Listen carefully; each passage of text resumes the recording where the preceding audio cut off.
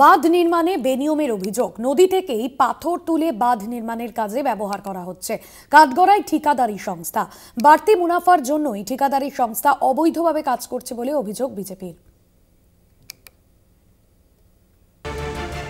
Police প্রশাসন এবং সেচ দপ্তরের নজর এড়িয়ে আংরাভাষা নদীতে জেসিবি বসিয়ে তোলা হচ্ছে পাথর। সে পাথর তুলে বাঁধ নির্মাণের কাজে ব্যবহার করা হচ্ছে। সরকারি নিয়ম অমান্য করেই ঠিকাদারি সংস্থা এই কাজ করছে বলে অভিযোগ। বানারহাটের গয়েরকাটা এলাকার ঘটনা। এলাকাবাসীর দীর্ঘদিনের দাবি ছিল আংরাভাষা নদীর ভাঙন রোধে বাঁধ নির্মাণ ও প্রতিমা বিসর্জনের জন্য ঘাট নির্মাণের। সেই দাবিকে মান্যতা দিয়ে রাজ্য সরকারের সেচ দপ্তরের উদ্যোগে কোটি টাকা ব্যয়ে তৈরি হচ্ছে বিসর্জন ঘাট ও বাঁধ সংস্কারের কাজ। সেই কাজ ঘিরেই তৈরি হয়েছে বিতর্ক, উঠছে বেনিয়মের অভিযোগ। নদী থেকে পাথর তোলা হচ্ছে, স্বীকার করেন কর্মরত শ্রমিকরা। পাথরগুলো তো নদীর থেকে ওঠে। কোন নদীর থেকে? আমি তো নদীর নাম জানি না স্যার। এটা মানে যেখানে কাজ হচ্ছে সেই নদীর থেকেই? হ্যাঁ। এই পাথরগুলো দিয়ে কি করছে? এই যে সিঁড়িগুলো হচ্ছে, আগের যেগুলো ছিল ওগুলো একটু ইসে করতেছে। হ্যাঁ, আবার নতুন করে মাল আসবে। আর এই পাথরগুলো? এগুলো সাথে লাগাবে, এগুলো তো ফেলা দিয়ে লাভ নাই না। আচ্ছা আচ্ছা, কি দিয়ে উঠাচ্ছে পাথরগুলো? জেসিবি দিয়ে উঠে নিচ্ছে। ভিত্তিহীন অভিযোগ দাবি ঠিকাদারি সংস্থার সদস্যের।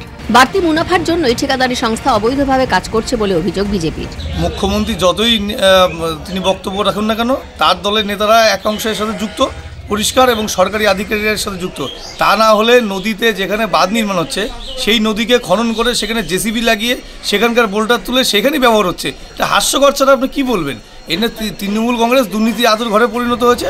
গোটা ঘটনায় বেনিয়মের সেচ দপ্তরের ওপর দায় চাপালো সাঁকুয়াঝোড়ার তৃণমূল নেতৃত্ব। অভিযোগ প্রমাণিত হলে ঠিকাদার এবং ইঞ্জিনিয়ারের বিরুদ্ধে ব্যবস্থা নেওয়ার জন্য জেলা শাসককে জানানো হবে বলে জানিয়েছে তৃণমূল। আমার কাছে সেই ব্যাপারে কোনো তথ্য নাই।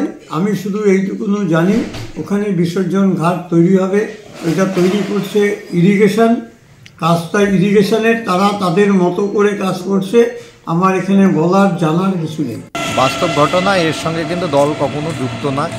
আর যেই নদীর থেকে মালটা তোলা হচ্ছে সেই নদীর কোনো গভর্নমেন্ট রয়্যালটি বলে কোনো কিছু থাকে না। এগুলো কিছু সরকারি কর্মচারীর সহযোগিতায় কিছু ঠিকাদার এই যে কাজগুলো করে, এর পরিপ্রেক্ষিতে দলের দুর্নামটা হচ্ছে।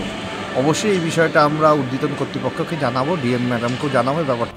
বানারহাটের এসডিও গৌরব ভৌমিক অবশ্য সাফাই দিয়ে জানান, নদী থেকে যে পাথর তোলা হচ্ছে সেগুলি সেই নদীর পাথর নয়। যে সমস্ত বোল্ডার দিয়ে কাজ হচ্ছে সেটা হচ্ছে ওখানে একটা পুরনো, অনেকদিন আগেকার জেলা পরিষদের করা একটা পুরনো স্ট্রাকচার ছিল। সেই স্ট্রাকচারটা নদীর মধ্যে এনক্রোচ করে করা হয়েছিল এবং সেই নদীটাকে ভেঙে, সেই স্ট্রাকচারটাকে ভেঙে আমরা নদীটাকে চওড়া করে এখন আমাদের ঘাটটা বানাচ্ছি। সেই পাথরগুলো তো নদীর বুকের মধ্যেই আছে, এটাই তো দেখা যাচ্ছে, ছবিতেও ধরা পড়েছে। পাথর ইউজ করতেই হবে, সেটা তো আমাদের স্কিমের মধ্যে ধরাই থাকে। অ্যাভেলেবেল বোল্ডার সবসময় ইউজ হবে। এখন তো কাজ করছে ওখানটাতে, কাজ করলে তো নদীর বুকের মধ্যে কোথায় কেন, আর নদীর বুকে থেকে পাথর তুলতে পারে, জেসিবি নামাতেই হবে। যেখানটায় রাজ্য সরকার থেকে এই বাঁধ নির্মাণের জন্য বৈধ খাদান থেকে পাথর আনার কথা, সেই জায়গায় এই নদী থেকে পাথর তুলে সেই পাথরকে কিন্তু ব্যবহার করা হচ্ছে। এই খবর সম্প্রচারের পর কি ধরনের ব্যবস্থা নেওয়া হয় বা এভাবে কাজ করতে পারে কিনা? বানারহাটের গয়েরকাটা থেকে শুভজিৎ দেবনাথ, কলকাতা টিভি।